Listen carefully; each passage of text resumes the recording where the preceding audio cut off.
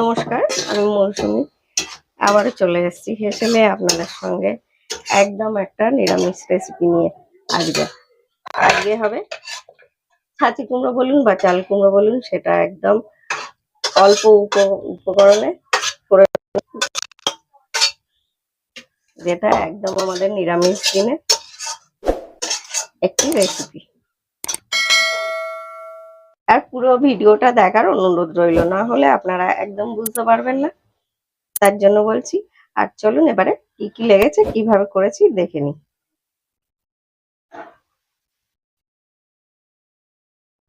আজকে দেখুন, এটা ছাঁচি কুমড়ো মানে বলি কুমড়ো অনেকে বলে, তাই মেয়েদের বলে আগে কাটতে নেই। আমার মা বলতো আগে বলে টুকরো করে নিতে হয় ছেলেদের দিয়ে, তাই দেখুন কাটতে বসেছে কে।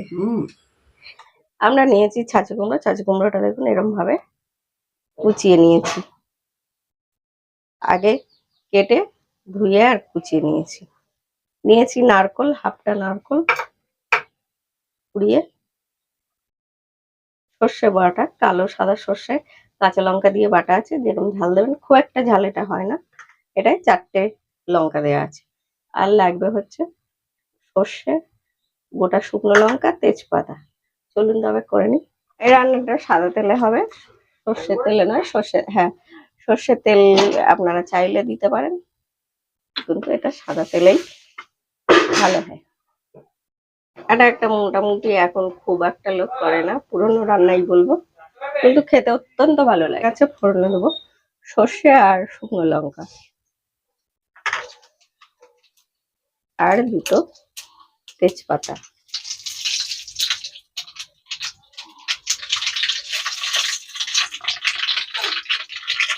দিয়ে দেবো ছাঁচি কুমড়োটা।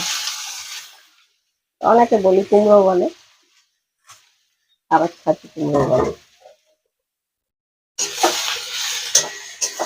এটা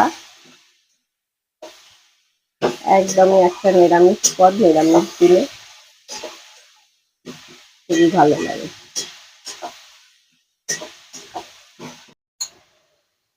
অল্প দেবো জিরে গুঁড়ো, একদম হাফ চামচের হাফ দেবেন। ধনে গুঁড়ো একদম সাদাই করতো আমার মা, কাকিমা, এক পিসিমা সবাই, কিন্তু আমি অল্প একটুখানি হলুদ দেবো, একদম সামান্য,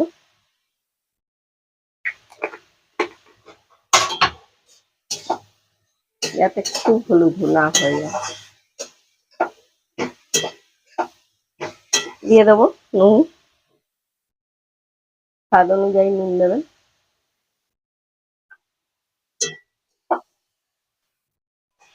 যারা রেসিপিটি দেখছেন, প্লিজ ভালো লাগলে একটু লাইক করবেন, একটু কমেন্ট করবেন, শেয়ার করতে একদম ভুলবেন না।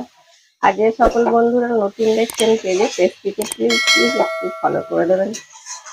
আর যারা ইউটিউবে দেখছেন, চ্যানেলটি সাবস্ক্রাইব করে দেবেন, পাশে রাখা বেল আইকনটি ক্লিক করে দেবেন, যাতে আমার ভিডিও এলে আপনাদের কাছে সবার আগে নোটিফিকেশন যায়। আর পুরো ভিডিওটা তো দেখার অনুরোধ রইল, যারা দেখছেন পুরো ভিডিওটা প্লিজ একটু দেখবেন।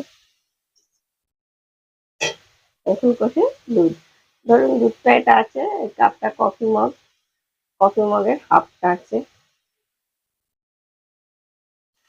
একটা গুঁড়ো দুধও দিতে পারেন, গুঁড়ো দুধ দিলেও আরো বেশি টেস্টটা হবে গুঁড়ো দুধে। এরকম লিকুইড দুধও আপনারা দিতে পারেন। এবার দিয়ে দেবো সর্ষে বাটাটা, একদম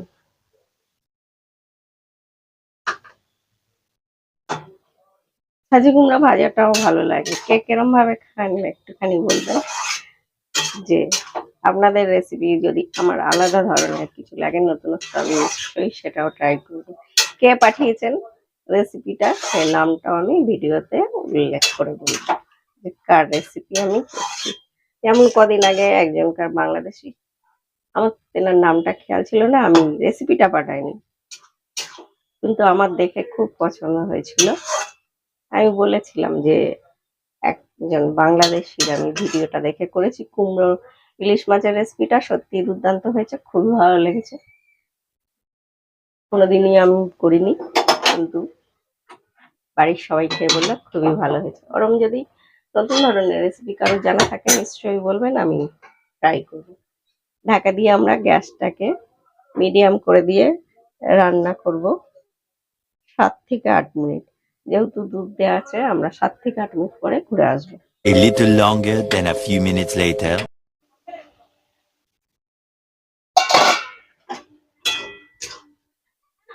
দেখুন বেশ একদম সেদ্ধ হয়ে গেছে আমাদের।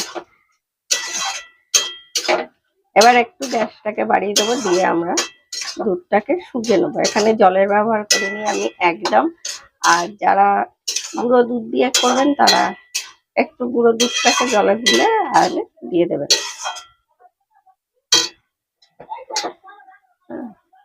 দিয়ে দেবো চিনি। এখানে 1 চামচ আর 1 চামচ চিনি আছে। এই রান্নাটা কিন্তু একটু মিষ্টি মিষ্টি ধরনেরই হয়। কিছুটা নারকেল আমি রেখে দেবো একটু সাজাবার জন্য। আর এটা দিয়ে দেবো, হাতটা দিয়ে দেবো।